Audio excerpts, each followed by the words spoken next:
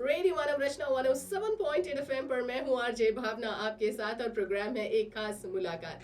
आज की जो खास मुलाकात है, बहुत ही खास शख्सियत मेरे साथ बैठे हैं। बहुत गर्व है मुझे आज कि हमारे रेडियो मानव रचना 107.8 एफएम के स्टूडियो में यशपाल शर्मा जी हमारे साथ हैं। यशपाल जी बहुत ही जानी मानी हस्ती हैं, बॉलीवुड का वो सितारा है जो इतना खूबसूरती से चमक रहा है। हमारे हरियाणा का गौरव ये कहलाते हैं और सबसे अच्छी बात है कि ये हमारे हरियाणा के अमिताभ बच्चन है। सर आपका स्वागत करेंगे रेडियो मानव रचना 107.8 एफएम के स्टूडियो में। जी शुक्रिया, बहुत बहुत धन्यवाद। सभी श्रोताओं का भी धन्यवाद, आपका भी भावना जी। सर सबसे अहम सवाल, हिसार से आपके जीवन की और साथ के साथ आपके करियर की शुरुआत हुई और आज आप एक चमकता सितारा हैं, लेकिन साथ के साथ आपने इस पूरे दौरान अपने हरियाणा को हमेशा जोड़े रखा।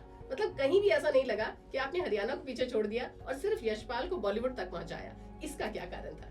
नहीं, मैं कितना भी बड़ा हो जाऊं, मुझे संतुष्टि तो नहीं मिलेगी।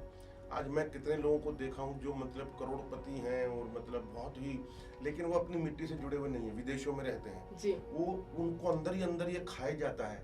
कई बार नींद नहीं आती है उनको। मैं कभी मिल के आया हूँ ऑस्ट्रेलिया बहुत लोगों से। तो ये जो चीज है ना, वो खालीपन, हम जब तक अपनी जड़ों से, जड़ ही मजबूत नहीं होगी, नींव ही, बिल्डिंग की नींव ही कमजोर होगी, तो फिर हम कैसे आगे बढ़ेंगे जी। कैसे फल लगेंगे उस वृक्ष में जिसकी जड़ें ही नहीं है। तो मेरे अपनी जड़ें तो मेरी मजबूत होनी ही चाहिए, चाहे कुछ कहीं भी चला जाऊं, कुछ भी हो जाए। वाकई तो मुझे लगता है ये एक बहुत खासियत होती है। जब कभी भी हम इंसान को कहते हैं कि वो बहुत ऊंचे स्तर पर पहुंचाए, जरूरत ये होती है कि उनकी जड़ें मजबूत हो। यशपाल जी, एक बहुत खास सवाल, आप एक बहुत खास फिल्म लेकर आ रहे हैं, दादा लक्ष्मी। हालांकि एकेडमी में ये जा चुकी है, नेशनल अवार्ड ये जीत चुकी है, लेकिन उसके बावजूद भी एक ऐसी शख्सियत की कहानी जो पढ़े लिखे नहीं थे, लेकिन मुझे लगता है दुनिया के सबसे विद्वानों से ज्यादा विद्वान थे। पंडित लक्ष्मीचंद की क्या कहानी है और ये खास बायोपिक बनाने के पीछे आपका क्या मकसद था? देखिए, ये सबसे पहले तो मैं बता दूं कि 67 इंटरनेशनल अवार्ड जीत चुकी है विदेशों में, और 2020 से ही चालू, जब सेंसर सर्टिफिकेट मिला था उसके बाद से ही डालना शुरू कर दिया था मैंने, और अभी तक 67 हो गए हैं, सिंगापुर का लास्ट मिला करके। और ये अकेली एक फिल्म है जो हरियाणा की, जो कांस में दिखाई गई 9 जुलाई 2021 को ऑनलाइन दिखाई गई। और ये अभी राष्ट्रपति महामहिम हमारे द्रौपदी मुर्मू के हाथों मुझे और रविंद्र राजावत जो प्रोड्यूसर है उनको पुरस्कार मिला पिछले महीने ही, और राष्ट्रीय पुरस्कार मिला इस फिल्म को। और अपनी स्पीच में द्रौपदी जी ने सिर्फ 2 ही बोलियों के नाम लिए। बोली मतलब क्योंकि भाषा नहीं है, हरियाणवी और एक नॉर्थ ईस्ट की कोई बोली थी जी। इन फिल्मों को भी अवार्ड मिले, तो बोले कि इन्होंने इतना अच्छा काम किया है तो बाकी क्या होगा। तो मतलब इतना अच्छा एक हमें सम्मान मिला उसका। और दूसरी पंडित लक्ष्मीचंद जी की ये जीवन यात्रा है और संघर्ष की यात्रा कहूँगा मैं। जीवन क्योंकि पूरा अभी नहीं है इस फिल्म में, क्योंकि सेकंड पार्ट में जब मैं भी आऊँगा मैच्योर लक्ष्मी के रूप में, तब वो पूरी होगी जीवन यात्रा। अभी उसके संघर्ष की कहानी है कि वो बच्चे बचपन से लेकर के पैदा होते ही किस तरीके से उसके अंदर संगीत की या सॉन्ग की या म्यूजिक के लिए कितना पागल था वो बंदा, और उसकी रगों में मतलब बसा हुआ था। वो दुनिया में किसी भी ताकत से लड़ सकता था। उसकी माँ बोलती है कि कल से अगर तू चला गया ना सॉन्ग देखने, तेरी टांग तोड़ दूंगी मैं। तो बोलते उसके बाद जान देगी ना मैं। तो मतलब इस टाइप का उसके अंदर वो है कि तू कुछ भी कर ले लेकिन वो नहीं छोड़ूंगा मैं जी। और अल्टीमेटली फिर उसको छोड़ना ही पड़ता है कि माँ बाप को हार माननी पड़ती है, और वो उसके बाद धीरे धीरे स्ट्रगल करता हुआ अपना पहला बेड़ा खोलता है। कई कठिनाइयां आती है, वो फिल्म में पता चलेंगी। जब पहला बेड़ा खोलता है अपना खुद का, तब ये फिल्म खत्म हो जाती है। अब ये उसके सॉन्ग और उसकी जो असली कला का वो जो है रूप है, रंग है, वो अब पार्ट 2 में आएगा। तो यही उसके संघर्ष की कहानी है। और मैं राजू मान जी हमारे इसके राइटर हैं, जो जिन्होंने मुझे प्रेरित किया था कि इस सब्जेक्ट को बनानी चाहिए। मैं बना रहा था सांगी की, लेकिन उन्होंने सांगी की फिल्म बनानी है तो लक्ष्मीचंद से बेटर कोई सांगी नहीं है। लक्ष्मीचंद से पहले का युग, लक्ष्मीचंद के बाद का युग, ये मील का पत्थर है। तो उन्होंने 2 सीन सुनाए, पहला और आखिरी। बस मैं इतना कायल हो गया कि मैंने ये फिल्म बनानी ही है। ये 2016 की बात है। तो आप सोचिए, और तब से आज तक हमारे पास आ रही है फिल्म, और 8 नवंबर को ये फिल्म आप देख सकते हैं आपके नियरेस्ट सिनेमा घरों में। यशपाल जी, एक बड़ा अहम सवाल, हमारे हरियाणा की धरोहर है रागनी, लेकिन कहीं ना कहीं अब अगर हम देखें तो आज की जनरेशन रागनी से जुड़ी हुई नहीं है। क्या आपको लगता है ये फिल्म उन्हें वापस उस धरोहर से, उस कल्चर से जोड़ पाएगी? मुझे पूरी उम्मीद ही नहीं बल्कि पूरा विश्वास है, भरोसा है मुझे कि इसका जो म्यूजिक है ये उत्तम सिंह जी ने किया है, जिन्होंने दिल तो पागल है, गदर जैसी फिल्में दी हैं, उन्होंने किया है। और ये मेरे ख्याल उनकी लाइफ का बेस्ट म्यूजिक होएगा। दिल तो पागल है भी भूल जाएंगे, मैं सच बता रहा हूँ। उनका ये हर किस जुबान पे चढ़ चुके हैं इनके गाने, अभी मैं रिलीज कर चुका हूँ कुछ गाने और ट्रेलर भी।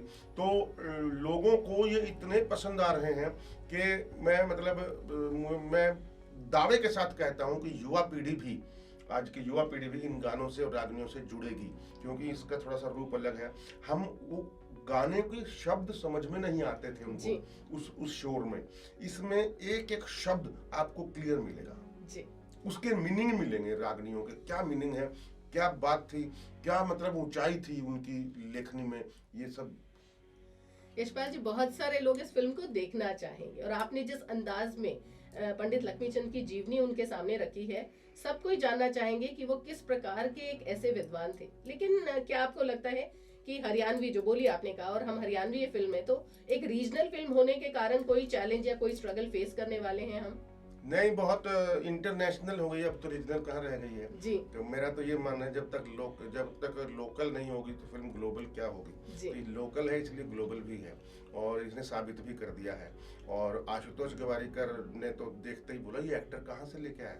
मैंने कहा कोई खड़खुदा का है, कोई इधर का जमाल का है, कोई गांवों से उठाए हुए हैं, मतलब मैंने कहा तो बोला यार ये कमाल एक्टर है यार, मैं तो मेरी फिल्म में तेरे से मतलब बोलूँगा इनकी लिस्ट। तो मैंने कहा बिल्कुल लो। और इसी तरीके से सुरेंद्र शर्मा जी हैं, उन्होंने बोला कि मैं 500 करोड़ की फिल्में देखता हूँ, 15 मिनट झेली नहीं जाती, और इस फिल्म ने 2.5 घंटे हिलने नहीं दिया। ये हमारे लिए ऑस्कर के समान था ये वर्ड। और कुंवर बेचैन जी, भगवान उनकी आत्मा को शांति दे, अभी गाजियाबाद के बहुत महान कवि रहे हैं, मैं उनका बड़ा फैन रहा हूँ। उन्होंने ये फिल्म देखी और फिल्म जाकर के बीमारी में भी उन्होंने 17 मिनट का एक ऑडियो भेजा अल्पना सुहासिनी को, जो उनकी स्टूडेंट रही है, और 17 मिनट का ऑडियो भेजा और बोली बस मैं ठीक हूँ, बोले मैं ठीक होते ही वीडियो भेजूंगा, मैं इस फिल्म के लिए कुछ करना चाहता हूँ। कुदरती वो हॉस्पिटल में एडमिट हुए, उसके बाद वापस नहीं आए। तो उनकी जाते जाते जो है उनका एक मतलब वरदान की तरह वो शब्द संभाल के रखे हुए मैंने।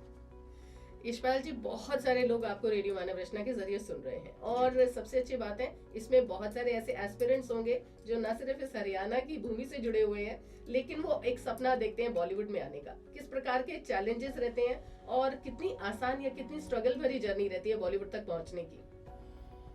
बहुत कठिन है डगर पनघट की, लेकिन जिसमें पैशन है, आग है, जुनून है, वो मतलब पा ही लेगा, क्योंकि मैंने इसको महसूस किया अंदर से।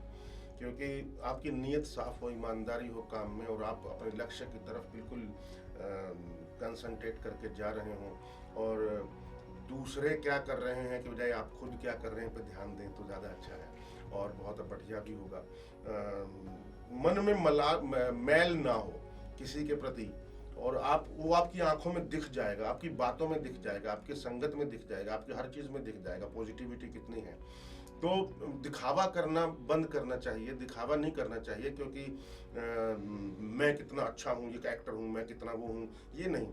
आप अंतरात्मा से करिए वो सब कुछ, फिर अगर आप महसूस करेंगे जिस चीज़ को तो वो दुनिया महसूस करेगी। तो इसके और इसकी सिर्फ ये 3 ही तरीके हैं अच्छी एक्टिंग करने के, अच्छे इस कला के क्षेत्र में जाने के। Number 1 practice, number 2 practice, number 3 practice. आप कितनी बातें कर लो, बड़ी बातें कर लो, उससे कुछ नहीं होने का। आप खुद करोगे नहीं, महसूस नहीं करोगे, आपकी शरीर और आपकी आत्मा जब तक महसूस नहीं करेगी आप नहीं कर पाएंगे। सर, बिल्कुल ठीक कहा आपने, और वाकई प्रैक्टिस एक बहुत जरूरी चीज है, ना सिर्फ एक्टिंग लेकिन कला के किसी भी क्षेत्र में, कल्चर के किसी भी क्षेत्र में आप कहीं पर भी जाते हैं, जब तक आपके अंदर पैशन नहीं है और आपके अंदर एक अच्छी हुनर और प्रैक्टिस नहीं है, बहुत जरूरी है कि आपको ये पता होना चाहिए आप करने क्या जा रहे हैं। और जब तक आप वो सही ढंग से नहीं करेंगे ना तो आपको मजा आएगा और ना ही आपके ऑडियंस को मजा आएगा। यशपाल जी, ढेर सारे लोग आपको सुन रहे हैं और वो आपको बहुत सारा प्यार करते हैं। जाते जाते उन सभी के लिए क्या खास संदेश आप देकर जाना चाहेंगे? 8 नवंबर को हमारी फिल्म रिलीज हो रही है भाई, दादा लक्ष्मी। 6 साल की मेहनत है और कम से कम 3000 लोगों का इससे मतलब जुड़ाव है, डायरेक्ट इनडायरेक्टली। बहुत लोगों ने बहुत कुछ अपना दिया है, किसी ने ज्ञान दिया है, किसी ने शरीर दिया है, किसी ने तन मन धन सब कुछ लगा हुआ है।